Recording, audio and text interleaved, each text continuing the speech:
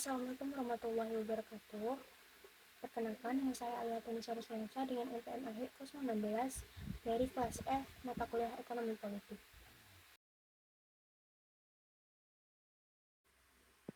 Jadi menurut Aristoteles, hubungan ekonomi dan politik merupakan suatu hal yang tidak dapat dipisahkan karena keduanya merupakan suatu hal yang bertujuan untuk mencapai kehidupan yang lebih baik. Ekonomi sendiri merupakan suatu aktivitas di mana masyarakat memenuhi kebutuhannya secara wajar, dan politik sendiri merupakan ilmu tertinggi di mana mengatur kehidupan bersama dalam suatu negara. Ekonomi sendiri tidak seharusnya hanya berorientasi pada keuntungan saja, tapi juga harus mempertimbangkan nilai-nilai moral dan kepentingan publik.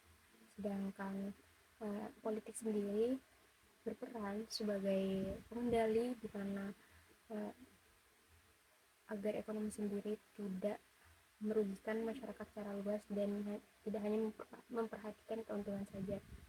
Kita bisa lihat contohnya, pemerintah sendiri mengatur harga eceran seperti harga bahan pokok kayak seperti minyak dan beras contohnya, agar dimana hal tersebut bertujuan agar masyarakat secara luas dapat merasakan bahan pokok tanpa mengkhawatirkan harga tertinggi, dan agar ekonomi sendiri adil dirasakan oleh masyarakat. Dalam sistem merkantilisme, negara memiliki peran yang sangat dominan dalam mengatur perekonomiannya. Semua aspek ekonomi, mulai dari perdagangan hingga produksi, semuanya diatur secara ketat oleh pemerintah yang bertujuan untuk memperkuat atau mempercepat kekayaan negara. Hal tersebut melalui surplus perdagangan contohnya, di mana ekspor lebih tinggi daripada impor. Contohnya negara menaikkan tarif harga barang impor supaya barang-barang atau produk dalam negerinya lebih unggul. Negara juga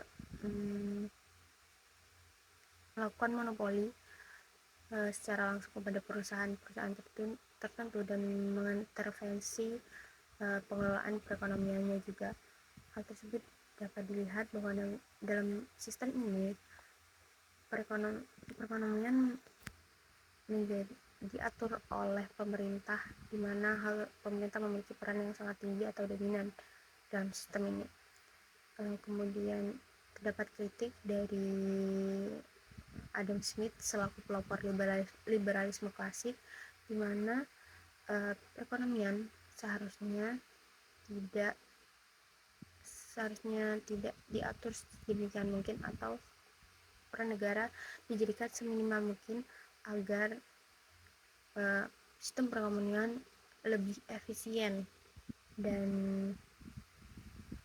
lebih terbebas dari intervensi manapun. Hal tersebut bisa dilihat dari bagaimana pasar bersaing, bagaimana individu berusaha atau berkompetisi agar hal tersebut dapat menciptakan inovasi-inovasi secara lebih luas. Contohnya kita bisa lihat bagaimana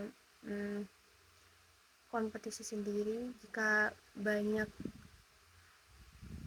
individu atau perusahaan berkompetisi, maka mereka akan juga menciptakan harga-harga terbaik dan juga kualitas barang yang terbaik. Jadi bisa disingkat atau bisa disimpulkan bahwa merkantilisme merupakan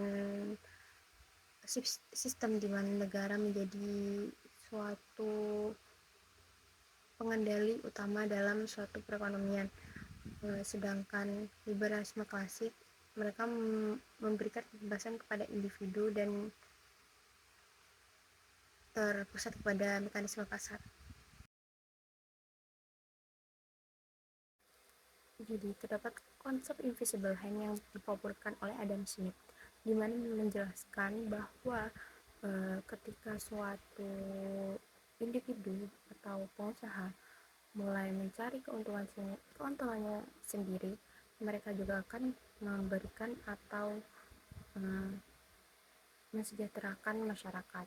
Hal tersebut bisa kita lihat melalui contoh seperti uh, ketika pengusaha UMKM yang awalnya hanya menginginkan penghasilan, tapi mereka juga dapat membantu uh, menambah lapangan pekerjaan untuk orang-orang yang membutuhkan. Nah, dari situ terdapat keyakinan bahwa pasar seharusnya memang dapat mengatur sistemnya sendiri tanpa campur tangan oleh negara. Kemudian dari hal-hal tersebut terjadi deregulasi dan privatisasi, di mana terdapat pengurangan dan juga pengurangan aturan tentang bisnis yang diatur oleh negara, dan juga meminimalisir peran negara dalam perekonomian. Karena di pasar belum tentu sistem itu terjadi secara sempurna dan juga tidak ada kekurangan. Nah, hal itu diminimalisir dengan tetap menetapkan peran negara, di mana kita bisa lihat melalui kebijakan pajak, subsidi, dan lain sebagainya, sehingga hal tersebut dapat mengurangi kemungkinan terjadinya monopoli di pasar, seperti perusahaan yang memiliki penghasilan lebih tinggi atau menguasai pasar lebih dari perusahaan-perusahaan lainnya, dan juga mengurangi adanya ketimpangan ekonomi.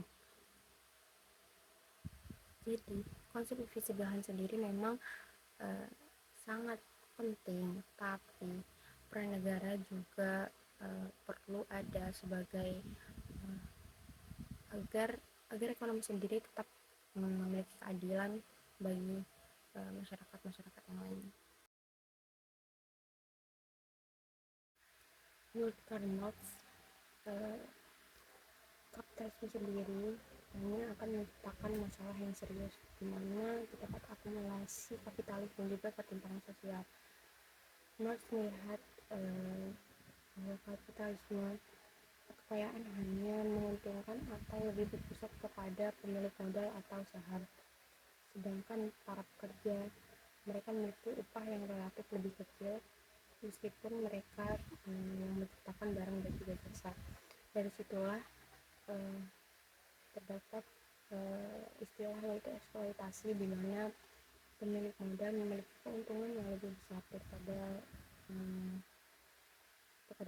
para pekerja.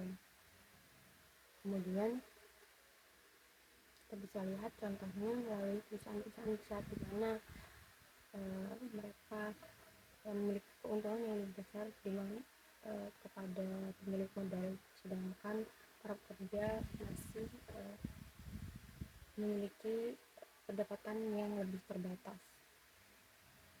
Marx menganggap bahwa sistem ini perlu diperbaiki dan dikritisi agar tidak memperparah terjadinya ketimpangan yang terjadi dalam masyarakat.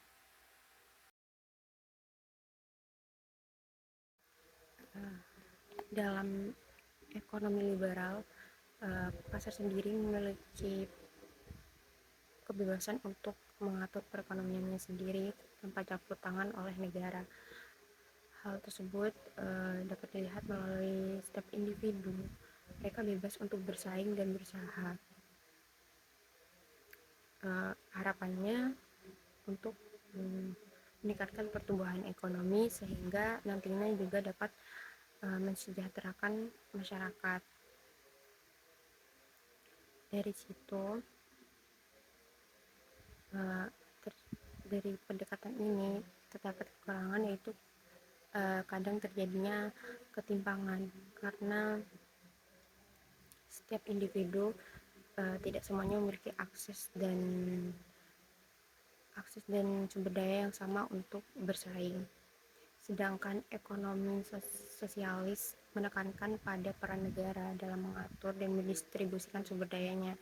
Hal tersebut bertujuan untuk pemerataan, di mana terdapat pemerintah berusaha untuk meratakan kesejahteraan melalui subsidi, layanan publik, atau kebijakan-kebijakan lainnya. Dari situ memang pendekatan ini lebih relevan untuk menekan ketimpangan, tetapi pendekatan ini dianggap tidak atau menghambat inovasi. Dari kedua pendekatan ini menurut saya tidak hanya memilih satu pendekatan saja untuk dilakukan atau diterapkan pada keadaan saat ini, tetapi juga dapat menggabungkan dua pendekatan tersebut melalui pasar dibebaskan untuk melakukan produksi dan inovasi, tetapi juga tetap ada peran negara sebagai pengendali agar tetap tidak terjadi ketimpangan yang lebih tinggi dalam perekonomian. Jadi memang kombinasi antara kedua pendekatan tersebut dapat diterapkan supaya tidak terjadi ketimpangan sosial yang lebih buruk, tapi juga tidak membatasi inovasi.